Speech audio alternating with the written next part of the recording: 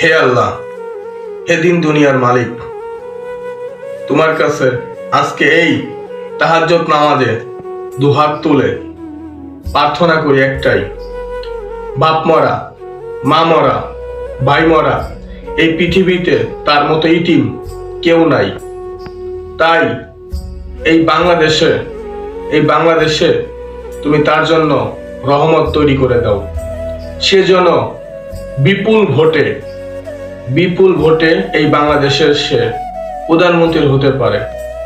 তোমার পাঁচ পঞ্চতনের ওসিলায়, হাসান হোসেনের ওসিলায়, হযরত আলীর ওসিলায় ও মা ফাতেমার ওসিলায় ও 360 আউলিয়ার ওসিলায়, 1,24,000 পয়গম্বর ওসিলায় তুমি তাকে এই বাংলাদেশের প্রধানমন্ত্রী তৈরি করে দাও। তোমার কাছে আমি কিছুই চাই না, শুধু একটাই, তুমি এই দেশে তাকে বিনা প্রতিদ্বন্দ্বিতে তাকে তুমি প্রধানমন্ত্রী তৈরি করে দাও। তার এই পৃথিবীতে কেউ নাই, শুধু আছে বাংলাদেশের কিছু জনগণ। এই জনগণের সবার মনে তুমি রহমত তৈরি করে দাও, আর সবাইকে ধানের শীষে ভোট দেওয়ার তৌফিক দান করো।